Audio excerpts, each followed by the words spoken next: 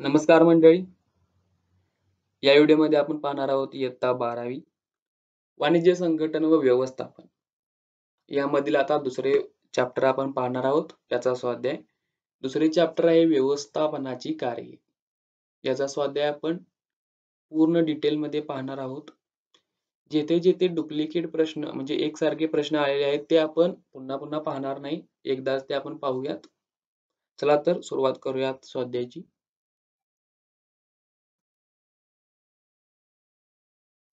प्रश्न 1 आहे तो म्हणजे योग्य पर्याय निवडून विधाने पुन्हा लिहा. यामध्ये आपल्याला योग्य पर्याय निवडून विधाने पुन्हा लिहायची असतात. त्यामध्ये पहिले आहे ते म्हणजे व्यवस्थापनाची कार्ये या कार्याने सुरू होतात. तर याचे उत्तर आहे पर्याय ब नियोजन. व्यवस्थापनाची कार्ये ही नियोजन या कार्याने सुरू होतात. कारण नियोजन हे प्राथमिक कार्य आहे. त्यानंतर दुसरा प्रश्न आहे तो म्हणजे व्यवस्थापनाची कार्ये या कार्याने संपतात. तर त्याचे उत्तर आहे नियंत्रण. व्यवस्थापनाची कार्ये ही नियंत्रण या कार्याने संपतात. कारण नियंत्रणाच्या क्रियेमध्ये जे नियोजनामध्ये जे ठरविलेले असते ते पूर्ण करण्याचे कसे करावे याचे उद्दिष्ट साध्य केले जाते. कुठे कुठे काही त्रुटी आहेत त्या सुधारल्या जातात. त्यामुळे व्यवस्थापनाची कार्ये ही नियंत्रण या कार्याने संपतात. त्यानंतर प्रश्न आहे तो म्हणजे हे नियंत्रणासाठी मानदंड ठरविते. तर त्याचे उत्तर आहे पर्याय ब नियोजन. नियोजनामध्ये नियंत्रणासाठी मानदंड ठरविले जातात व त्यानुसार नियंत्रण या क्रियेमध्ये नियोजनानुसार मानके साध्य केली जातात. त्यानंतर चौथा आहे तो म्हणजे हे व्यवस्थापनाने बनविलेल्या योजनांची अंमलबजावणी करण्यासाठी संघटन हे एक महत्त्वाचे कार्य आहे. आता उच्च स्तर व्यवस्थापन हे योजना तयार बनवत असते व त्याची अंमलबजावणी करण्यासाठी कनिष्ठ स्तर उपयोगी पडते. त्यामुळे याचे उत्तर आहे पर्याय अ उच्च स्तर. उच्च स्तर व्यवस्थापनाने बनवलेल्या योजनांची अंमलबजावणी करण्यासाठी संघटन हे एक महत्त्वाचे कार्य आहे. त्यानंतर 5वी आहे ते म्हणजे हे एक असे कार्य आहे जे कर्मचाऱ्यांच्या मदतीने योजना सक्रिय करण्यासाठी समर्थन करते. त्याचे उत्तर आहे ब निर्देशन.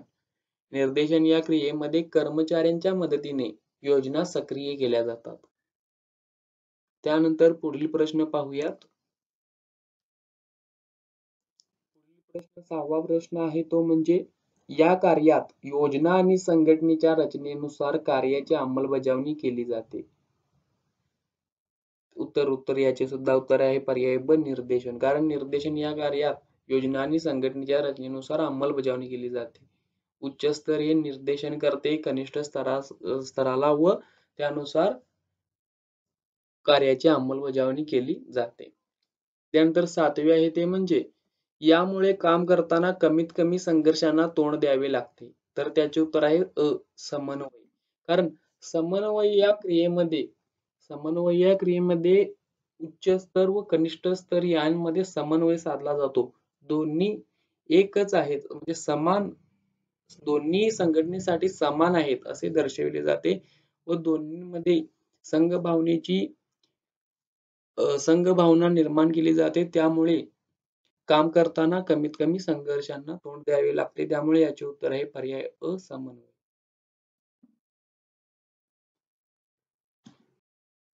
प्रश्न 1 त्यामधील ब आहे ते म्हणजे जोड्या जुळवा. त्यामध्ये अ नियोजन. तर नियोजनाला जोड येते ती म्हणजे तिसरी. ते म्हणजे एखादे काम काय करायचे, कसे करायचे, केव्हा करायचे व कोणी करायचे हे अगोदरच ठरविणे हे नियोजनामध्ये केले जाते. त्यामुळे नियोजनासाठी उत्तर आहे 3. त्यानंतर संघटन. संघटनासाठी उत्तर आहे 6. ठरविलेले साध्य करण्यासाठीचे मार्ग. जे नियोजनामध्ये ठरविलेले असते ते संघटनाद्वारे साध्य केले जाते. त्यानंतर तिसरे आहे कर्मचारी व्यवस्थापन. तर कर्मचारी व्यवस्थापनाला उत्तर आहे 9. एक प्रक्रिया ज्यात भरती, निवड, रुजू होणे व मोबदला ठरविला जातो. कर्मचारी व्यवस्थापन या क्रियेमध्ये नवीन-नवीन कर्मचाऱ्यांची भरती, त्यांची निवड व त्यांचा मोबदला ठरवणे या क्रिया केल्या जातात. त्यामुळे उत्तर आहे 9. त्यानंतर निर्देशनासाठी उत्तर आहे 1. एक प्रक्रिया जी सूचना, मार्गदर्शन, संवाद आणि प्रेरणा देते. निर्देशन या क्रियेमध्ये उच्च स्तर कनिष्ठ स्तराकडून कामाची अंमलबजावणी करून घेते. त्यानंतर ई आहे ते म्हणजे समन्वय. समन्वयासाठी उत्तर आहे गट 2. गट कार्यातील प्रयत्नांचे एकत्रीकरण व समक्रमण यामध्ये संघभावना निर्माण केली जाते. त्यानंतर पाहूयात पुढील प्रश्न. खालील विधानांसाठी शब्दसमूह किंवा संज्ञा सुचवा. त्यामध्ये एक आहे ते म्हणजे योग्य व्यक्तीची योग्य वेतनासह योग्य त्या जागेवर नेमणूक करणे. तर त्याचे उत्तर आहे कर्मचारी व्यवस्थापन. कारण कर्मचारी व्यवस्थापनामध्ये नवीन कर्मचाऱ्यांची भरती, त्यांचा मोबदला ठरविणे अशा क्रिया केल्या जातात. त्यामुळे याचे उत्तर आहे कर्मचारी व्यवस्थापन. त्यानंतर दुसरे आहे ते म्हणजे एखादी व्यक्ती जी समस्या सोडवण्यासाठी कर्मचाऱ्यांना योग्य मार्ग दाखवते तसेच मार्गदर्शन करते. तर त्याचे उत्तर आहे संचालक. कारण संचालक ही निर्देशनाचे कार्य करते, योग्य मार्ग दाखवते आणि मार्गदर्शन करते. त्यानंतर तिसरे आहे ते म्हणजे व्यवस्थापनाचे पहिले कार्य. आता आपण मागील रिकाम्या जागा भरा यामध्ये पाहिलेले आहे. त्याचे उत्तर आहे नियोजन. व्यवस्थापनाचे पहिले कार्य हे नियोजनच असते. तर व्यवस्थापनाचे शेवटचे कार्य हे नियंत्रण असते. त्यानंतर पुढील प्रश्न पाहूया. म्हणजे तार्किक विचारांची आणि तर्कशुद्ध निर्णय घेण्याची ही एक बौद्धिक प्रक्रिया आहे. तर त्याचे उत्तर आहे नियोजन. कारण नियोजनामध्ये प्रत्येक घटनांचा विचार करून तर्कशुद्ध निर्णय घेतले जातात. त्यामुळे त्याचे उत्तर आहे नियोजन. त्यानंतर 6वे आहे ते म्हणजे रचना स्पष्ट करण्यासाठी वापरली जाणारी संज्ञा. त्याचे उत्तर आहे संघटन. त्यानंतर 7वे आहे ते म्हणजे लोकांना आकर्षित करणे, भरती करणे, त्यांची निवड करणे, त्यांना रुजू करणे, त्यांचे मूल्यांकन करणे आणि मोबदला देण्याची प्रक्रिया. तर त्याचे उत्तर आहे कर्मचारी व्यवस्थापन. आपण पाहिलेले आहे 2 प्रश्नात की तर कर्मचारी व्यवस्थापनामध्ये नवीन कर्मचाऱ्यांची भरती, निवड, त्यांना रुजू केले जाते, त्यांचा मोबदला ठरवला जातो. त्यामुळे याचे उत्तर आहे कर्मचारी व्यवस्थापन. त्यानंतर 8वा आहे ते म्हणजे एक अशी प्रक्रिया जी कर्मचाऱ्यांना संस्थात्मक उद्दिष्टे साध्य करण्यावर भर देते. तर त्याचे उत्तर आहे निर्देशन. निर्देशन या क्रियेमध्ये उच्च स्तर कनिष्ठ स्तराला म्हणजेच संचालक यांसारखे लोक कर्मचाऱ्यांकडून कामाची अंमलबजावणी करून घेतात निर्देशनाद्वारे. त्यामुळे ते उत्तर आहे निर्देशन. त्यानंतर 9वे आहे ते म्हणजे यामुळे कामाच्या ठिकाणची संघभावना वाढीस लागते. आता आपण पाहिलेले आहे की समन्वयामुळे कामाच्या ठिकाणची संघभावना वाढीस लागते. समन्वयामध्ये उच्च स्तर व कनिष्ठ स्तर यांना दोन्हींना संघटनेमध्ये समान जागा दिलेली आहे. त्यामुळे इथे उत्तर आहे समन्वय. त्यानंतर 10वे आहे ते म्हणजे एक प्रक्रिया ज्यात वास्तविक कामगिरीची पूर्वनिर्धारित मानक कामगिरीशी तुलना केली जाते. तर त्याचे उत्तर आहे नियंत्रण. कारण नियंत्रण या क्रियेमध्ये नियोजनामध्ये ठरवलेली उद्दिष्टे साध्य केले आहेत की नाही, कुठे काही त्रुटी आहे, कुठे काही कमतरता आहे ती भरून काढली जाते नियंत्रण या क्रियेमध्ये. त्यानंतर पाहूयात पुढील प्रश्न.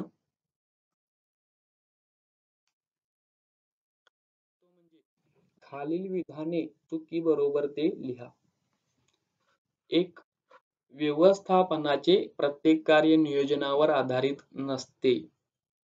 तर हे चूक आहे कारण येथे असते पाहिजे. व्यवस्थापनाचे प्रत्येक कार्य हे नियोजनावरच आधारित असते. नियोजन या कार्यामध्ये पूर्ण संघटनेची उद्दिष्टे व ते साध्य करण्याचे मार्ग निर्धारित केलेले असतात. त्यामुळे हे विधान चूक आहे. त्यानंतर दुसरे आहे ते म्हणजे संघटनात्मक कार्यक्षमता वाढविण्यासाठी कार्यामधील विशेषीकरण महत्त्वाचे असते. तर त्याचे उत्तर आहे बरोबर. कारण संघटनात्मक कार्यक्षमता जर वाढवायचीच असेल, तर प्रत्येक कार्याचे विभाग केलेले असावेत. त्यानंतर तिसरे आहे ते म्हणजे पात्र, कार्यक्षम आणि कार्यबळ. पात्र आणि कार्यक्षम कार्यबळ ही नेहमीच संस्थेची संपत्ती असते. तर याचे उत्तर आहे बरोबर. कारण आपण कर्मचारी व्यवस्थापनामध्ये पाहतो की योग्य कर्मचारी हे योग्य वेतनासह योग्य जागेवर निवड करावे लागतात. त्यामुळे जर ते कर्मचारी पात्र आणि कार्यक्षम असतील, तर ती संस्थेची एक संपत्तीच आहे. त्यानंतर पाहूयात पुढील प्रश्न. ते आहे ते म्हणजे संघटनात्मक कार्य सुरळीत होण्यासाठी सहकार्याची आवश्यकता नसते. तर हे चूक आहे. कारण संघटनात्मक कार्य सुरळीत होण्यासाठी सहकार्याची आवश्यकता असते. हे आपण समन्वय या कार्यामध्ये पाहिलेले आहे. त्यानंतर 5वे आहे ते म्हणजे समन्वय कर्मचाऱ्यांच्या त्यांना दिलेले काम पूर्णत्वास नेण्यासाठी प्रेरित करते. तर त्याचे उत्तर आहे बरोबर. त्यानंतर 6वे आहे ते म्हणजे नियंत्रण कार्यामध्ये प्रत्येक कामगिरीसाठी मानके ठरविलेली नसतात. तर हे चूक आहे. कारण नियोजनामध्ये प्रत्येक कार्यासाठी जी मानके ठरविलेली असतात त्यानुसार नियंत्रणामध्ये कार्य केले जाते. त्यामुळे हे विधान चूक आहे. त्यानंतर त्यामध्ये ई गटात न बसणारा शब्द शोधा. एक नियोजन, संघटन, कर्मचारी व्यवस्थापन आणि लेखन. तर त्याचे उत्तर आहे लेखन. कारण ही 3 व्यवस्थापनाची कार्य आहेत. लेखन हे त्यामधील कार्य नाही आहे. त्यामुळे उत्तर आहे लेखन. दुसरे आहे निवड, प्रशिक्षण, समन्वय, नियुक्ती.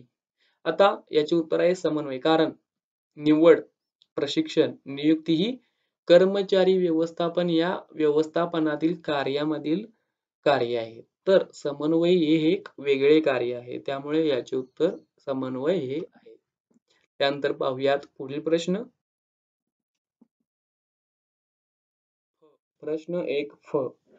खालील विधाने पूर्ण करा. 1. इतरांकडून काम करून घेण्याच्या क्रियेला असे म्हणतात. तर त्याचे उत्तर आहे व्यवस्थापन. इतरांकडून काम करून घेण्याच्या क्रियेला व्यवस्थापन असे म्हणतात. दुसरे, व्यवस्थापकाची कार्ये या कार्यापासून सुरू होतात. तर याचे उत्तर आहे नियोजन. हे आपण 3 ते 4 वेळा प्रश्न पाहिलेला आहे. त्यानंतर तिसरे आहे ते म्हणजे हे कार्य व्यवस्थापनाच्या कृतीस प्रवृत्त करते. तर त्याचे उत्तर आहे निर्देशन. निर्देशन हे व्यवस्थापनाच्या कृतीस प्रवृत्त करते. त्यानंतर पाहूयात पुढील प्रश्न. 4. कर्मचारी भरती याच कार्यात अंतर्भूत असते. तर याचे उत्तर आहे कर्मचारी व्यवस्थापन. कर्मचारी व्यवस्थापनामध्ये कर्मचारी भरती हे अंतर्भूत असते. त्यानंतर पाहूयात पुढील 5वा. हे व्यवस्थापनाचे मूलभूत कार्य आहे. तर याचे उत्तर आहे नियोजन. कारण प्रत्येक कोणतीही संस्था असू दे, लहान असू दे किंवा मोठी, नियोजन हे एक मूलभूत कार्य आहे. व्यवस्थापनाची सर्व कार्ये ही नियोजनावर आधारित असतात. त्यानंतर 6वे आहे ते म्हणजे संस्थेची सामान्य उद्दिष्टे साध्य करण्यासाठी या कार्याने विभागीय क्रिया एकत्रित केल्या जातात. तर त्याचे उत्तर आहे समन्वय. कारण समन्वय या क्रियेमध्ये सर्व विभाग हे प्रत्येकाला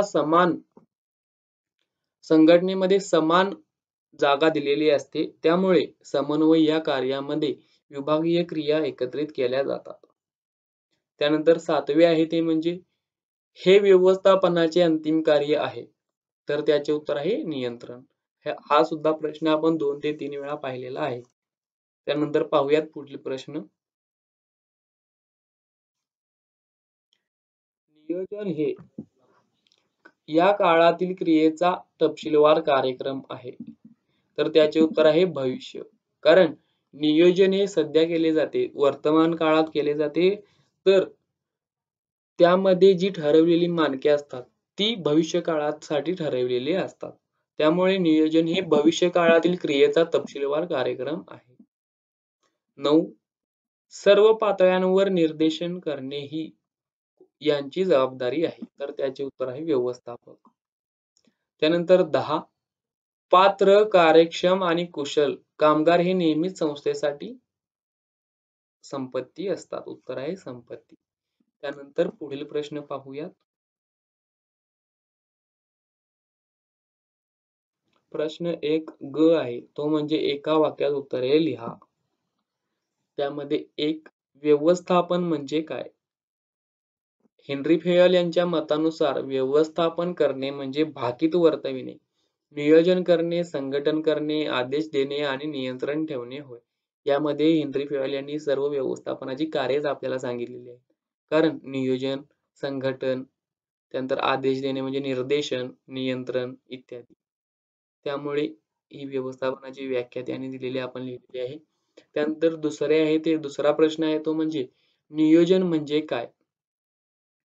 आता जेम्स स्टोनर यांच्या मते संघटनेची उद्दिष्टे ठरविणे व ती उद्दिष्टे साध्य करण्यासाठीचा मार्ग आखून देणे म्हणजे नियोजन होय. म्हणजे संघटनेची उद्दिष्टे नियोजनामध्ये ठरविले जातात.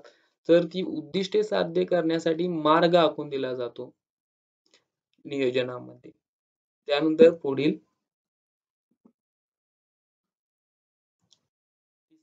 कर्मचारी व्यवस्थापन म्हणजे काय? ल्युथर गुलिक यांच्या मते कर्मचारी व्यवस्थापन हे कर्मचाऱ्यांना आणणे, त्यांना प्रशिक्षण देणे आणि कामाची अनुकूल परिस्थिती टिकवून ठेवणे अशा पूर्णपणे कर्मचाऱ्यांशी निगडीत कार्य आहे.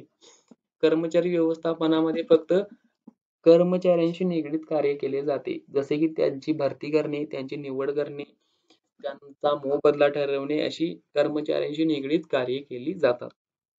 त्यानंतर चौथे आहे ते म्हणजे निर्देशन म्हणजे काय? थियो हायमेन यांच्या मते नियोजनाप्रमाणे सर्व पार पडते की नाही ते पाहण्यासाठी आवश्यक सूचना देण्याची प्रक्रिया व तंत्रे म्हणजे निर्देशन होय. निर्देशनामध्ये उच्च स्तर ही कनिष्ठ स्तराला आदेश देते व कामाची अंमलबजावणी करून घेते. 5. नियंत्रण म्हणजे काय? फिलिप कोटलर यांच्या मते प्रत्यक्ष परिणाम आणि अपेक्षित परिणाम हे जास्तीत जास्त जवळ आणण्यासाठी केलेल्या प्रयत्नांच्या प्रक्रियेला नियंत्रण असे म्हणतात.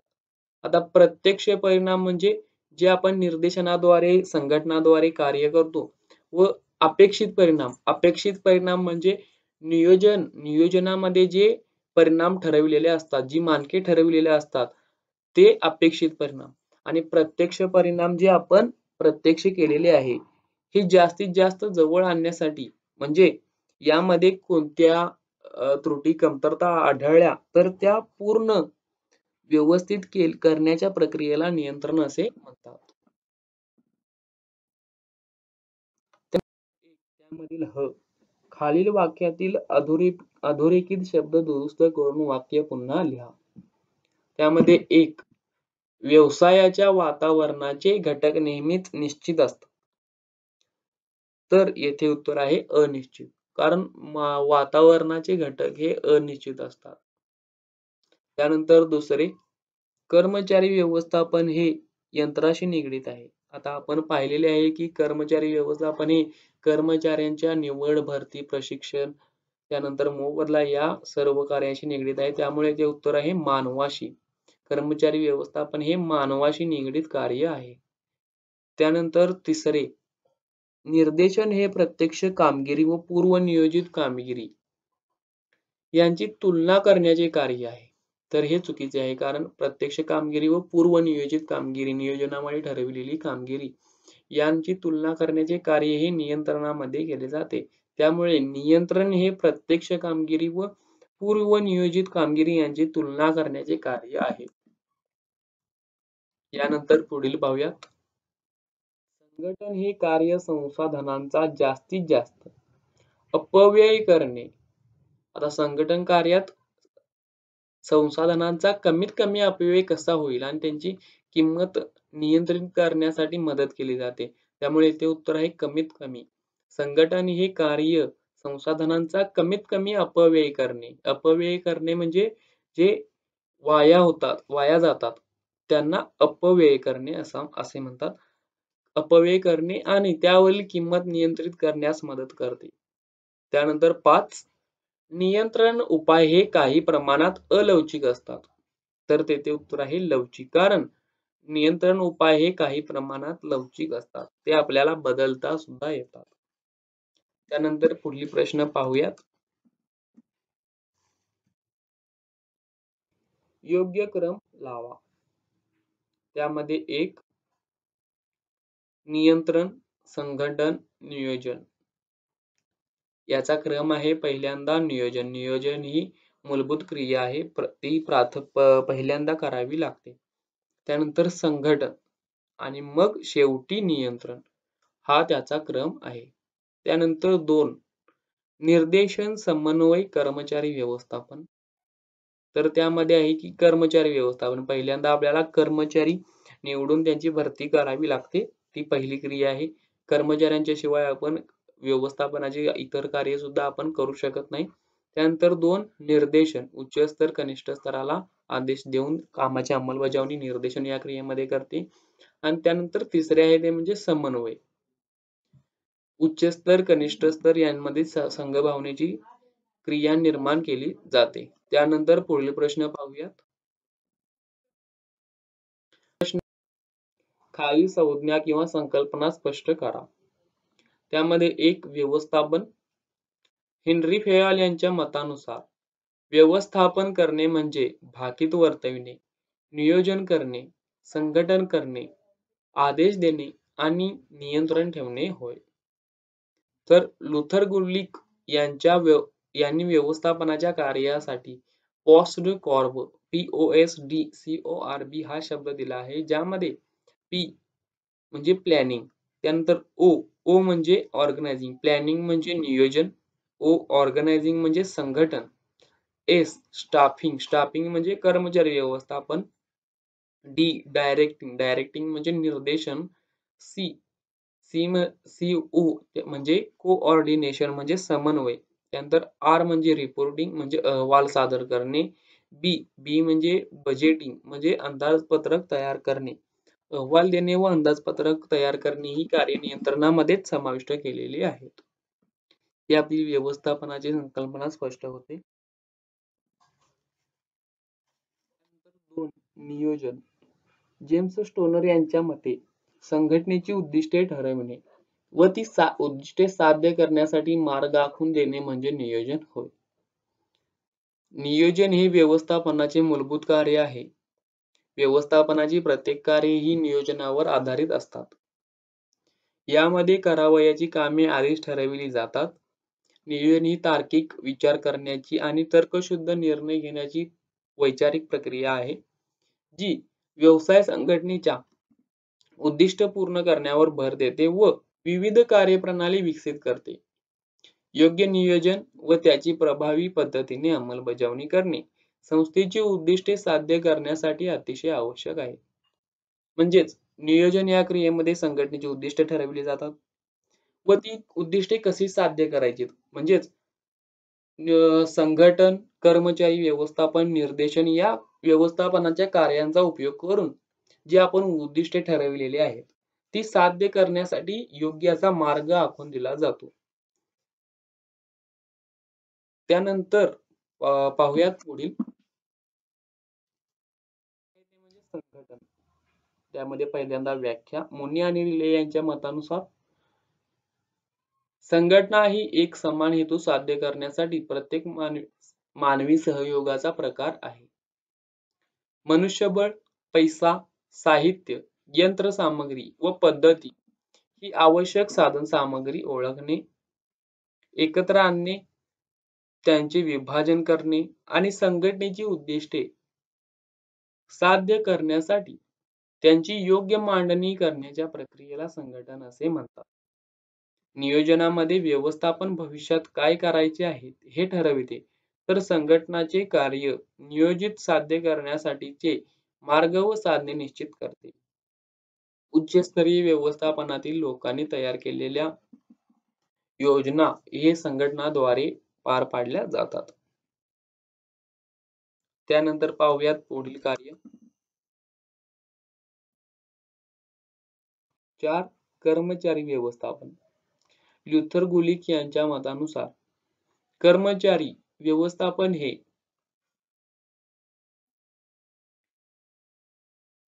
कर्मचाऱ्यांना आणणे, प्रशिक्षण देणे आणि कामाची अनुकूल परिस्थिती टिकवून ठेवणे अशा पूर्णपणे कर्मचाऱ्यांशी निगडीत कार्य आहे. आपण पाहिलेले आहे की कर्मचारी व्यवस्थापनामध्ये कर्मचाऱ्यांना आणणे, त्यांना प्रशिक्षण देणे, त्यांची निवड करणे, त्यांची भरती करणे, त्यांचा मोबदला ठरविणे, अशी कार्ये पूर्णपणे कर्मचाऱ्यांशी निगडीत कार्य केली जातात. कर्मचारी व्यवस्थापन हे घटनात्मक रचना आणि योजनेप्रमाणे अंमलबजावणी करण्याचे कार्य आहे. ही उत्कृष्ट कार्यशक्ती आकर्षित करणे, भरती करणे, निवड करणे, कार्याची जबाबदारी देणे, मूल्यांकन करणे, मोबदला देणे, ती विकसित करणे आणि ती टिकवून ठेवण्याची प्रक्रिया आहे. प्रत्येक उपक्रमाचे सर्वसाधारण यश आणि वाढ कामगार व्यवस्थापन कार्याच्या उचिततेवर आधारित आहे. म्हणजेच कर्मचारी व्यवस्थापन या क्रियेमध्ये योग्य कर्मचारी योग्य त्या जागेवर म्हणजे त्यांची जी पात्रता आहे त्या पात्रतेनुसार योग्य अशा जागेवर योग्य वेतनासह म्हणजे योग्य मोबदल्यासह त्यांना कार्य वाटून देणे हे कार्य कर्मचारी व्यवस्थापन या क्रियेमध्ये येते. त्यानंतर पाहूयात पुढील संकल्पना कोणती स्पष्ट करायची आहे ती. 5वे आहे ते म्हणजे निर्देशन. थियो हायमेन यांच्या मतानुसार नियोजनाप्रमाणे सर्व पार पडते की नाही हे पाहण्यासाठी आवश्यक सूचना देण्याची प्रक्रिया व तंत्रे म्हणजे निर्देशन होय. म्हणजे जे नियोजनामध्ये आपली उद्दिष्टे ठरवलेली आहेत त्यानुसार व जो आपला मार्ग दर्शवलेला आहे नियोजनामध्ये त्यानुसार सर्व कार्ये पार पडत आहेत की नाहीत व त्यानुसार पाडून घेण्याची कार्ये ही निर्देशनामध्ये केली जातात. व्यवस्थापन कार्याचा आत्मा म्हणजे निर्देशन.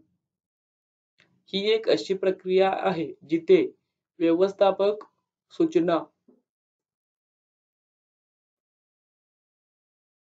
मार्गदर्शन, संपर्क, प्रोत्साहन, प्रेरणा देतात आणि पूर्वनियोजित ध्येय प्राप्तीसाठी कर्मचाऱ्यांच्या प्रगतीकडे लक्ष ठेवतात. निर्देशन ही सतत करायची क्रिया असून त्याची सुरुवात वरच्या स्तरापासून हळूहळू खालच्या स्तरापर्यंत होत असते. ही एक अखंड व्यवस्थापकीय प्रक्रिया असून ती संघटनेच्या संपूर्ण कार्यकाळात चालू असते. म्हणजेच निर्देशन ही क्रिया एक सातत्याने चालू असते. ती संघटनेच्या सुरुवातीपासून ते शेवटापर्यंत कायम चालू राहत असते.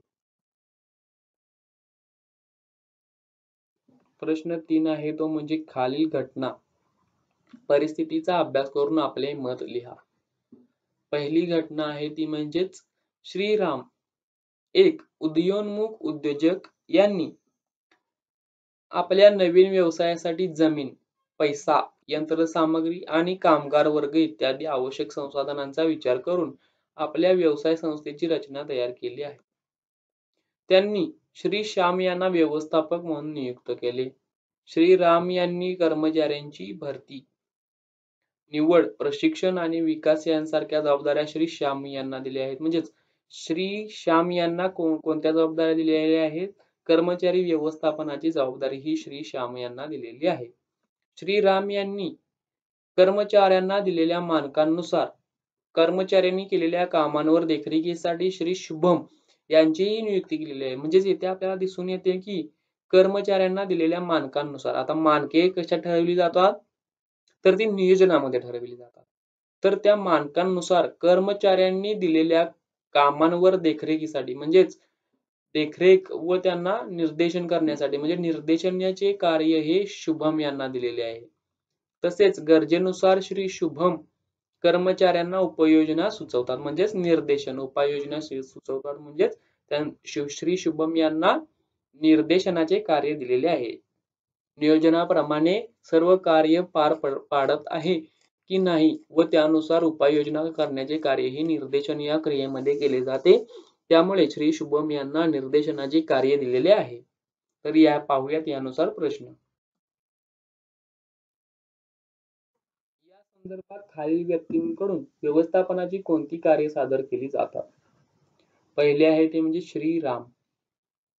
तर श्रीराम यांच्याकडून नियोजनाचे कार्य केले जाते, कारण श्रीराम हे संस्थेचे मालक म्हणजेच उद्योजक आहेत.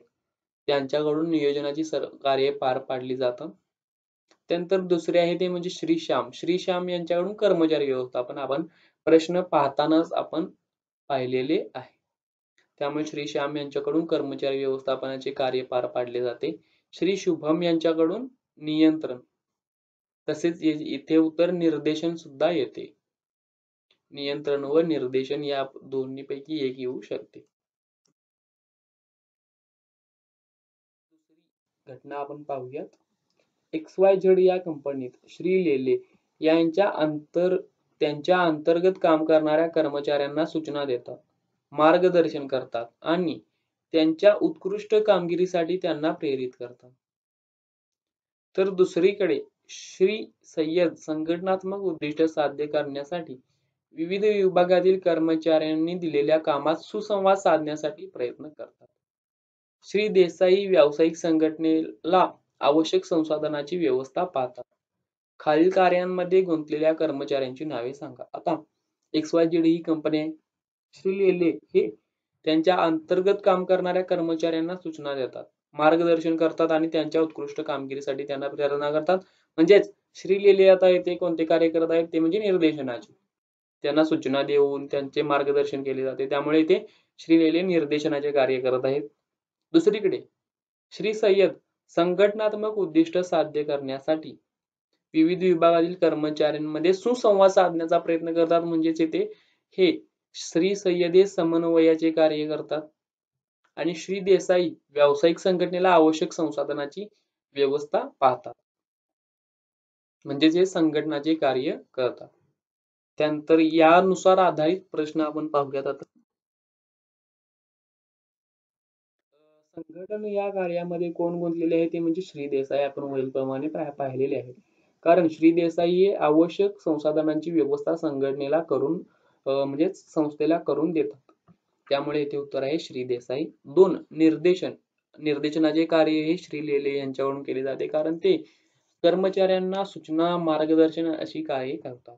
त्यानंतर तिसरे समन्वयाचे कार्य हे श्री सय्यद, इथे सय्यद आहे, श्री सय्यद यांच्याकडून केले जाते, कारण ते विविध स्तरावरील कर्मचाऱ्यांमध्ये सुसंवाद साधण्याचा प्रयत्न करतात. म्हणजे संघ भावनेचा हेतू त्यांमध्ये करण्यासाठी प्रेरित करतात. त्यामुळे ते उत्तर आहे श्री सय्यद.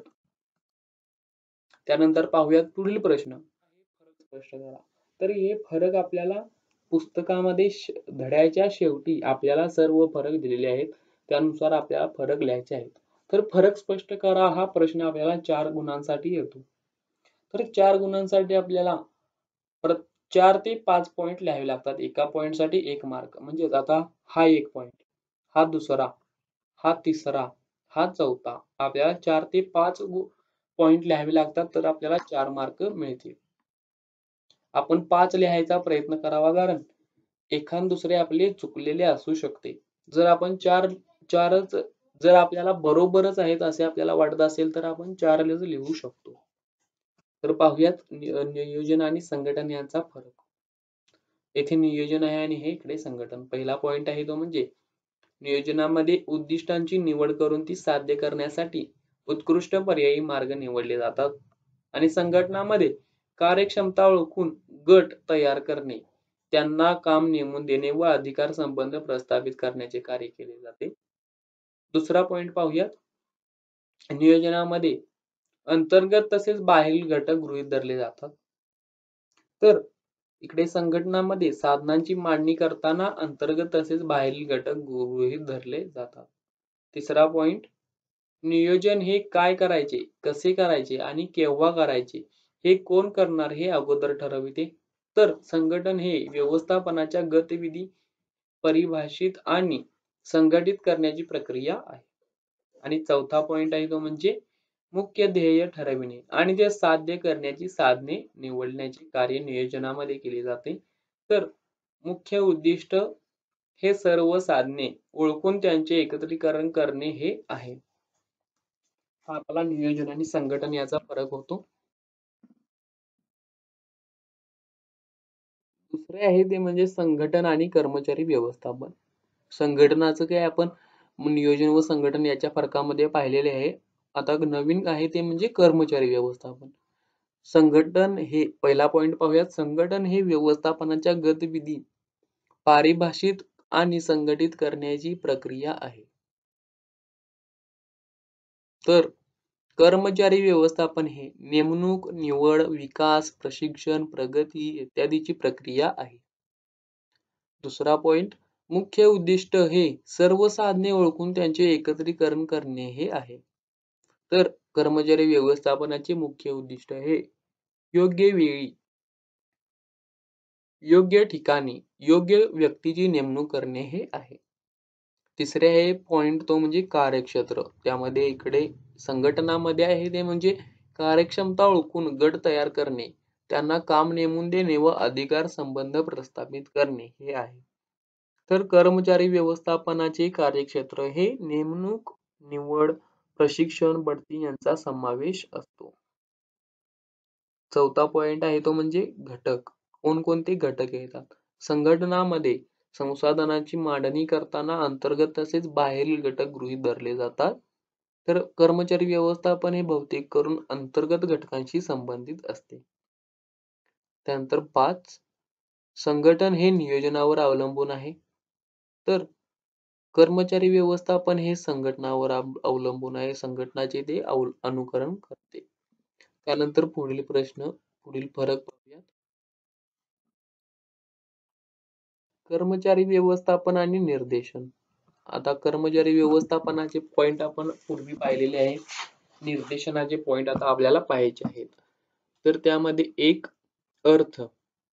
कर्मचारी व्यवस्थापन हे नेमणूक, निवड, विकास, प्रशिक्षण, प्रगती इत्यादीची प्रक्रिया आहे. म्हणजे अर्थ यामध्ये आपल्याला त्याची थोडक्यात माहिती लिहायची असते, डिटेलमध्ये लिहायची नसते. इथे आपण व्याख्या सुद्धा लिहू शकतो. निर्देशन हे उद्दिष्ट साध्य करण्यासाठी कर्मचाऱ्यांना सूचना, मार्गदर्शन, संवाद साधून प्रेरित व प्रोत्साहित करण्याची प्रक्रिया आहे. 2, उद्दिष्ट.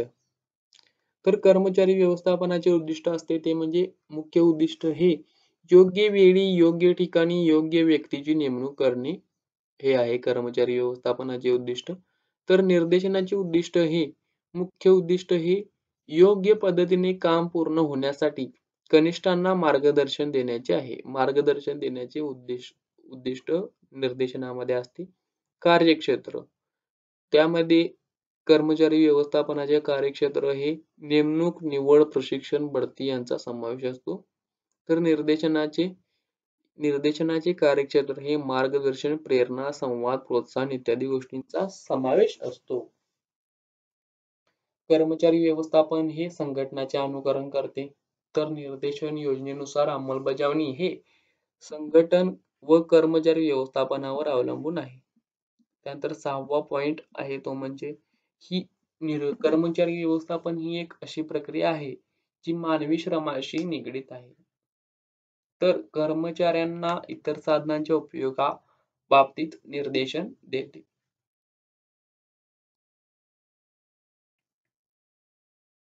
त्यानंतर चौथा आहे ते म्हणजे निर्देशन आणि नियंत्रण. निर्देशनाचे आपण आता पूर्वी पाहिलेले आहेत पॉइंट. आता नियंत्रणाचे पॉइंट आपण पाहूयात. त्यामध्ये एक, निर्देशन हे उद्दिष्ट साध्य करण्यासाठी कर्मचाऱ्यांना सूचना, मार्गदर्शन, संवाद साधून प्रेरित व प्रोत्साहित करण्याची प्रक्रिया आहे. तर नियंत्रण हे प्रमाण कामगिरीपासून प्रत्यक्ष कामगिरीपर्यंत विचलन मोजते आणि सुधारात्मक कृती घेते. त्यानंतर 2, मुख्य उद्दिष्ट योग्य पद्धतीने काम पूर्ण होण्यासाठी कनिष्ठांना मार्गदर्शन देणे हे आहे निर्देशनाचे. तर नियंत्रणाचे मुख्य उद्दिष्ट हे नियोजनात ठरविल्याप्रमाणे ध्येय प्राप्त करणे हे असते. नियोजनामध्ये ठरवलेली मानके पूर्ण व त्याचे विचलन हे ओळखणे हे कार्य असते. तिसरा पॉइंट, निर्देशनामध्ये मार्गदर्शन, प्रेरणा, संवाद, प्रोत्साहन इत्यादी गोष्टींचा समावेश असतो. तर नियंत्रणामध्ये मानके ठरविणे, प्रमाणित मोजमाप व प्रत्यक्ष कामगिरी यांची तुलना करून सुधारात्मक कृती करण्यावर भर असतो. त्यानंतर चौथा पॉइंट तो म्हणजे निर्देशनामध्ये योजनेनुसार अंमलबजावणीसाठी संघटन व कर्मचारी व्यवस्थापनावर अवलंबून असते. तर नियंत्रण हे व्यवस्थापन प्रक्रियेचे अंतिम कार्य आहे. निर्देशन हे कर्मचाऱ्यांना इतर साधनांच्या उपयोगाबाबतीत निर्देशन देते. तर नियंत्रण हे संघटनेचे ध्येय साध्य करण्यासाठी इतर सर्व साधनांबरोबर याचा संबंध असतो.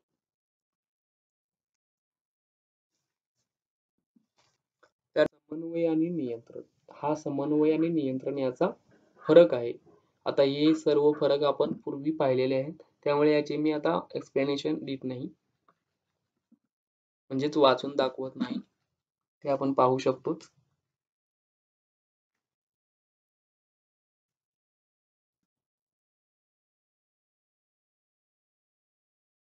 नियोजन आणि नियंत्रण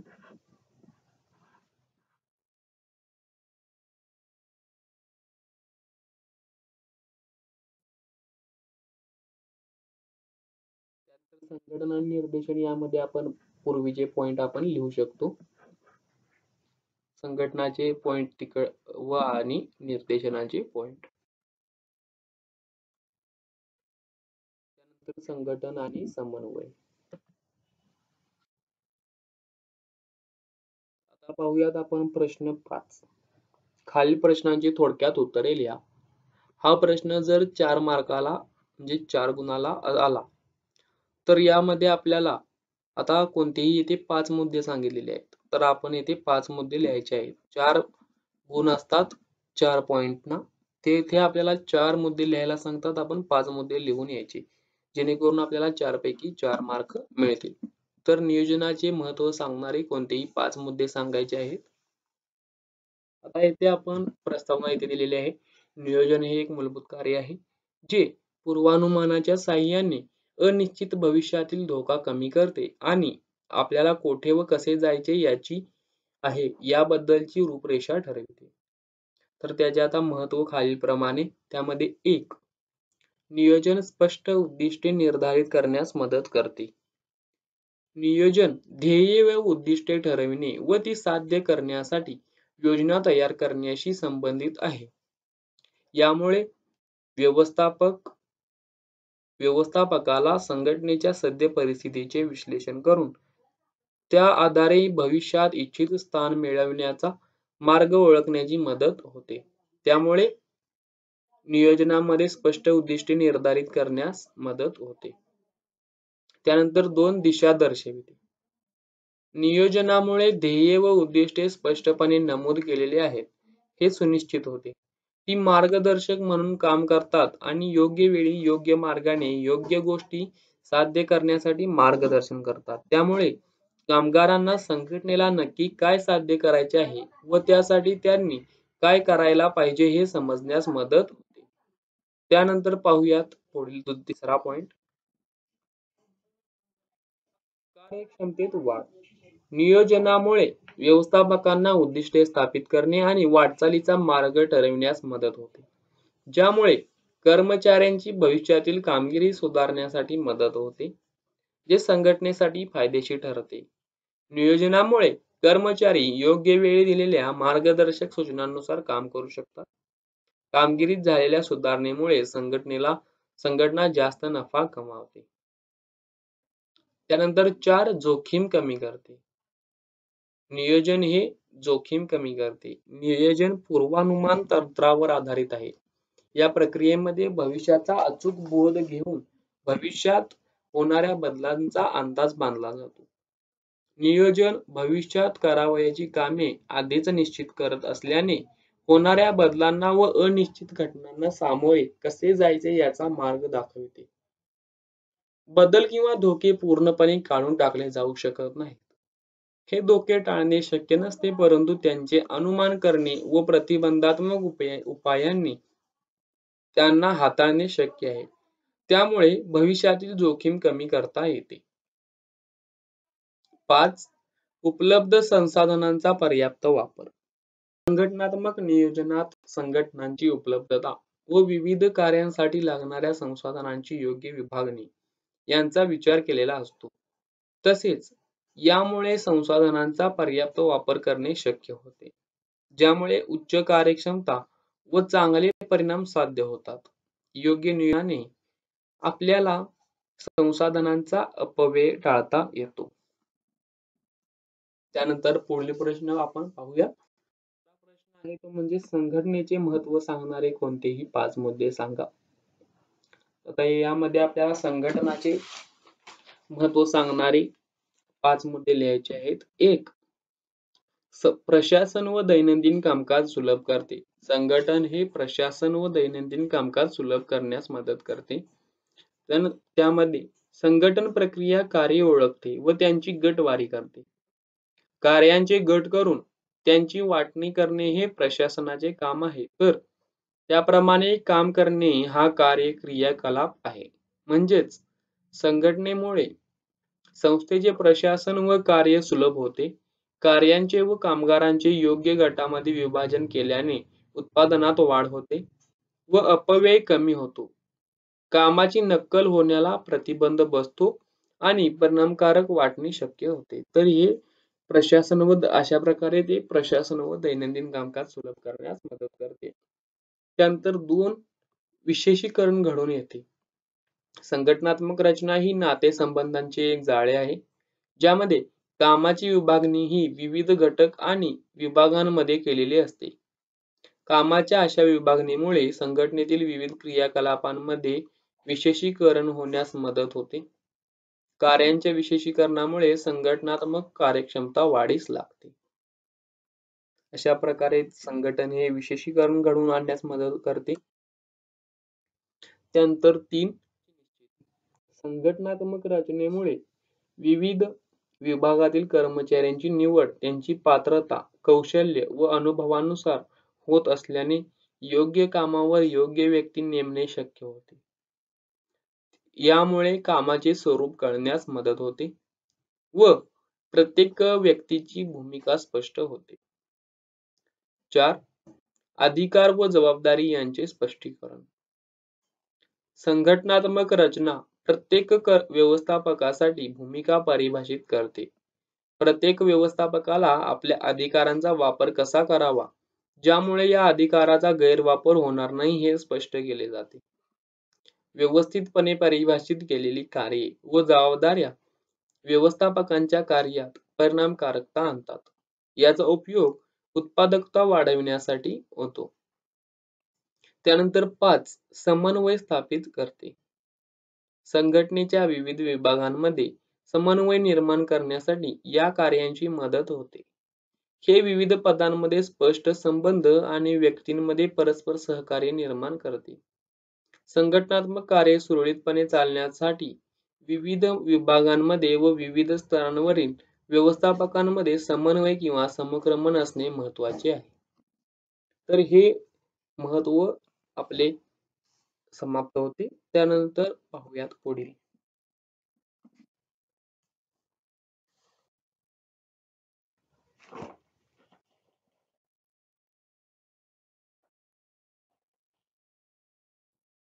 तिसरे आहे ते म्हणजे कर्मचारी व्यवस्थापनाचे महत्त्व सांगणारे कोणतेही 5 मुद्दे लिहा.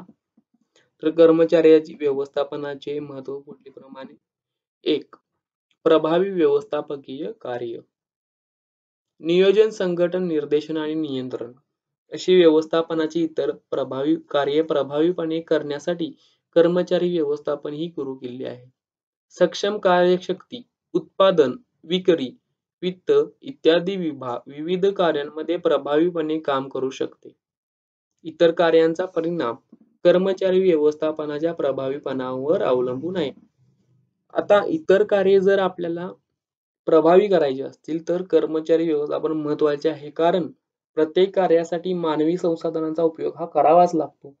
ते मानवी संसाधन योग्य म्हणजे पात्र असे मानवी संसाधन म्हणजे कर्मचारी निवडण्याचे कार्य कर्मचारी व्यवस्थापनामध्ये केले जाते. त्यामुळे कर्मचारी व्यवस्थापनामुळे प्रभावी व्यवस्थापकीय कार्य पार पाडली जातात. त्यानंतर दुसरं आहे ते म्हणजे मानवी संसाधनांचा प्रभावी वापर. कर्मचारी व्यवस्थापनामध्ये मानवी संसाधनांचा प्रभावी वापर केला जातो.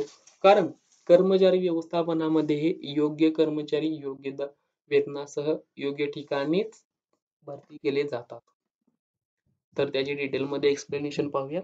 कर्मचारी व्यवस्थापनामुळे मानवी संसाधनांचा म्हणजेच कार्यशक्तीचा प्रभावी वापर करता येतो. भरती, निवड, नियुक्ती, मोबदला, प्रशिक्षण, विकास इत्यादी प्रत्येक टप्प्यावर विशेष काळजी घेतली जाते. कामाचा अतिरेक टाळला जातो. तर मानवी संसाधनांच्या कार्यक्षम वापरामुळे कामगिरी सुधारते व संघटनेचा विकास होतो. त्यानंतर तिसरे आहे ते या कार्याचा उपयोग केल्या संघटनेच्या सर्व स्तरावरील कर्मचाऱ्यांमध्ये सुदृढ संबंध निर्माण करण्यासाठी होतो. सुरळीत सहसंबंध चांगल्या सुसंवादासाठी आणि संघटनेतील व्यवस्थापन प्रयत्नांच्या समन्वयासाठी अतिशय आवश्यक असतात. त्यानंतर 4 मानवी संसाधनांचा विकास. कुशल व अनुभवी कर्मचारी ही व्यवसाय संघटनेची मालमत्ता असते. संघटनात्मक संस्कृती कर्मचाऱ्यांमध्ये रुजविण्यासाठी कर्मचारी व्यवस्थापनाची मदत होते. हे उपलब्ध कार्यशक्तीला प्रशिक्षित करते आणि विकसित करते. त्याचबरोबर व्यवसाय संघटनेतील सर्व व्यवस्थापकीय कार्ये सुलभ होतील हे सुनिश्चित करते. त्यानंतर 5 तंत्रज्ञानाचा आणि इतर संसाधनांचा प्रभावी वापर. प्रशिक्षित कर्मचारी नवीन तंत्रज्ञान, भांडवल, साहित्य, कामाची पद्धत यांचा प्रभावी वापर करू शकतात. त्यामुळे संघटनेची स्पर्धा करण्याची ताकद वाढविण्यास मदत होते. त्याचबरोबर कामाचा दर्जा, उत्पादकता यांमध्ये संख्यात्मक आणि गुणात्मक वाढ करण्यासाठी याचा उपयोग होतो.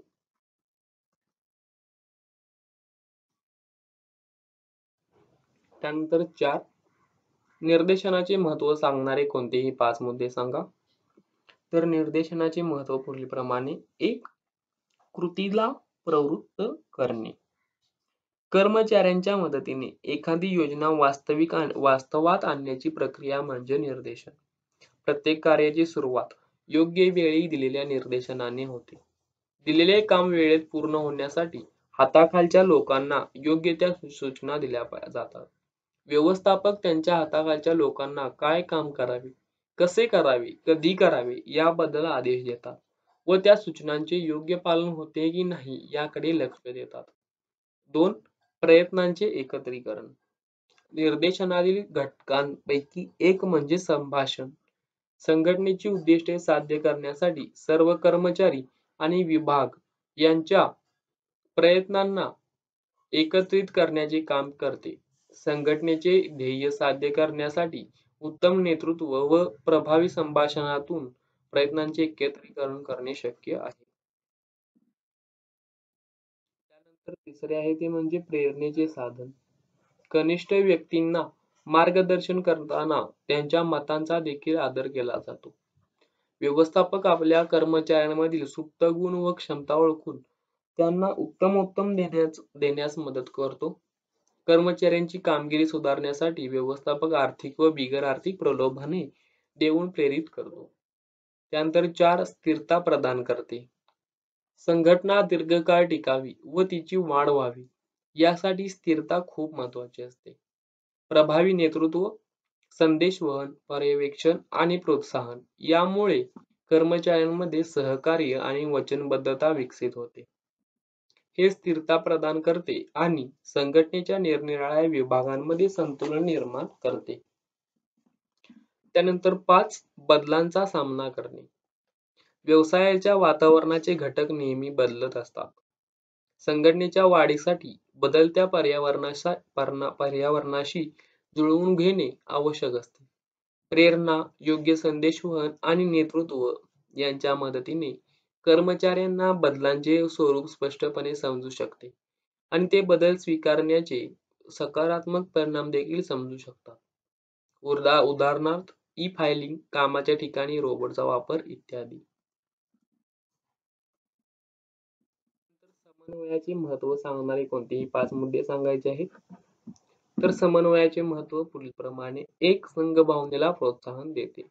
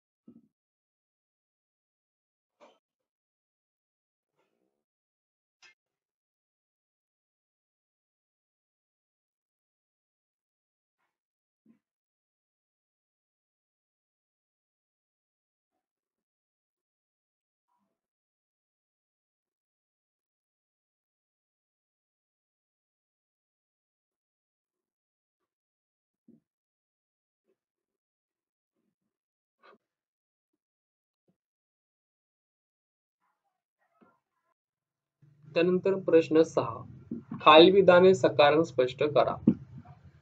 यामध्ये सकारण स्पष्ट करा हा प्रश्न आपल्याला, एक प्रश्न हा 4 गुणांसाठी असतो. त्यामध्ये आपल्याला 4 ते 5 पॉइंट लिहावे लागतात. यामध्ये मी 4 पॉइंट लिहिलेले आहेत, आपण 5 पॉइंट लिहावेत. पहिला प्रश्न आहे, नियोजन हे व्यवस्थापनाचे प्रथम कार्य आहे. तर त्याचे उत्तर 1, व्यवस्थापनाचे प्रत्येक कार्य हे नियोजनावर आधारित असते. 2, नियोजनामध्ये करावयाची कामे आधीच ठरविलेली असतात. 3, नियोजन हे भविष्यातील कार्यांचा एक विस्तृत कार्यक्रम आहे. 4, नियोजन ही पूर्वानुमानाच्या सहाय्याने अनिश्चित भविष्यातील धोका कमी करते आणि आपल्याला कोठे व कसे जायचे आहे याबद्दलची रूपरेषा ठरविते. म्हणून नियोजन हे व्यवस्थापनाचे प्रथम कार्य आहे. तर दुसरे, नियंत्रण हे व्यवस्थापनाचे अंतिम कार्य आहे. 1, नियोजनाची परिणामकारकता निश्चित करणे हे नियंत्रण कार्यामधूनच शक्य आहे. 2, नियंत्रण या क्रियेमध्ये प्रत्यक्ष कामगिरी व नियोजनात ठरवलेली कामगिरी यांची तुलना केली जाते. 3, जर तेथे कोणतेही विचलन असेल तर त्या विचलनाची कारणे शोधून काही सुधारात्मक उपाय केले जातात. 4, नियंत्रणाच्या प्रक्रियेमुळे भविष्यातील योजना स्पष्टपणे मांडता येतात. ही कार्ये व्यवस्थापनाच्या शेवटी करावी लागतात. म्हणून नियंत्रण हे व्यवस्थापनाचे अंतिम कार्य आहे. त्यानंतर तिसरे, संघटन हे संस्थेच्या प्रशासनाला व कार्याला सुलभ करते. त्याचे उत्तर 1, संघटन हे मनुष्यबळ, पैसा, साहित्य, यंत्रसामग्री व पद्धती ही आवश्यक साधन सामग्री ओळखणे, एकत्र आणणे, त्यांचे विभाजन करणे आणि संघटनेची उद्दिष्टे साध्य करणे यासाठी त्यांची योग्य मांडणी करते. त्यानंतर 2, उच्चस्तरीय व्यवस्थापनातील लोकांनी तयार केलेल्या योजनांच्या अंमलबजावणीसाठी संघटन कार्य करते. त्यानंतर 3, यामध्ये संघटनांच्या प्रक्रियेमध्ये मनुष्यबळ, भौतिक व आर्थिक संसाधने, माहिती स्त्रोत या साधनांमध्ये समक्रमण व संयोजन स्थापित केले जातात. म्हणून संघटन हे संस्थेच्या प्रशासनाला व कार्याला सुलभ करते.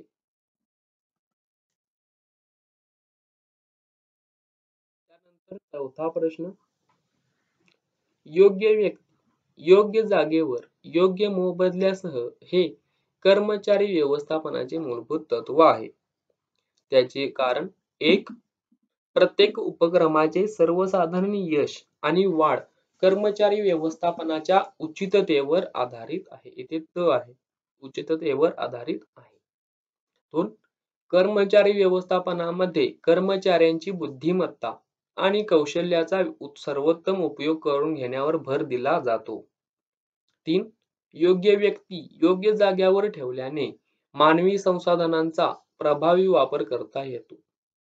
4, योग्य व्यक्तीस योग्य मोबदला दिल्याने त्या संबंधित व्यक्तीची कामाबाबतची समाधानकारकता वाढते.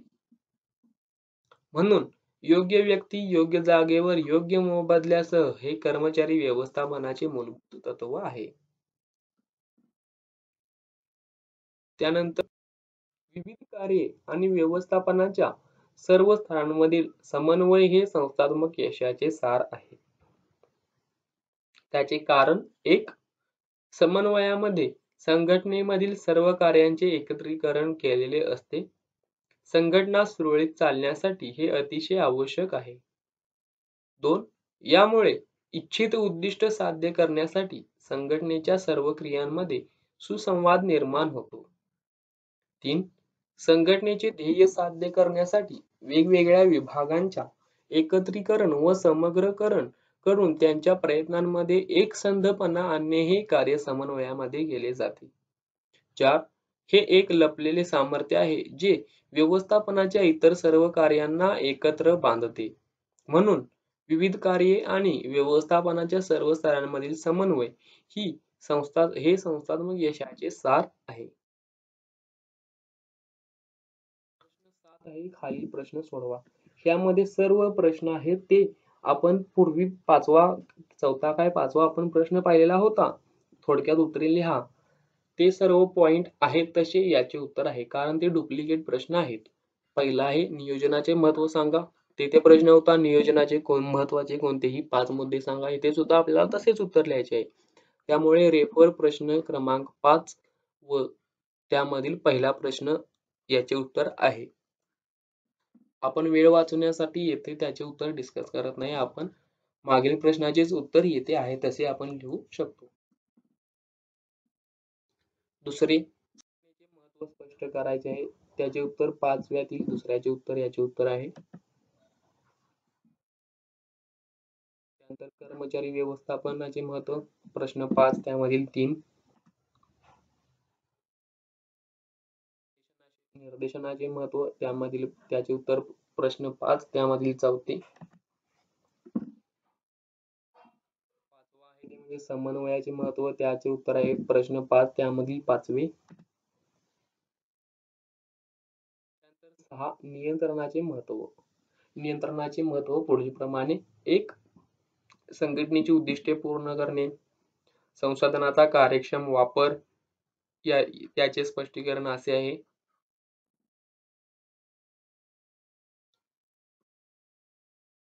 तिसरे आहे ते म्हणजे मानकांची अचूकता. 4.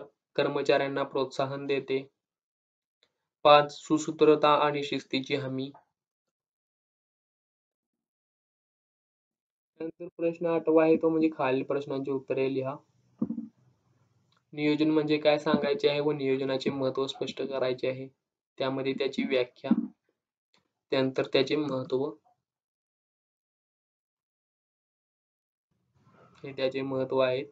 कार्यक्षमतेत वाढ, जोखीम कमी करते, उपलब्ध संसाधनांचा पर्याप्त वापर. हा सुद्धा प्रश्न मागील प्रश्नासारखाच आहे, फक्त यामध्ये व्याख्या एक्स्ट्रा आहे. आपल्यासाठी जर 8 मार्काला आला तर त्याचे व्याख्या सांगण्यासाठी व त्याचा अर्थ सांगण्यासाठी 2 गुण असतात आणि खालील पॉइंट म्हणजे महत्त्वाचे पॉइंट ते आपल्याला 6 ते 7 लिहावे लागतात. प्रत्येक पॉइंटला 1 गुण असतो. त्यामध्ये आपण 7 ते 8 पॉइंट लिहावे तर आपल्याला 8 पैकी 8 मार्क मिळतील. संघटनेचे महत्त्व सुद्धा आपण पाहिलेले आहे. त्यामध्ये व्याख्याला 2 मार्क आणि महत्त्वाला 6 मार्क असतात. ते आपण लिहू शकतो. सर्व प्रश्न आपण पूर्वी पाहिलेले आहेत, त्यामुळे मी येथे त्याचे उत्तर लिहिले नाही. आपण पूर्वीचे पाहून उत्तर आपण आहे तसे येथे लिहू शकतो. तर येथे आपला स्वाध्याय समाप्त होतो. धन्यवाद.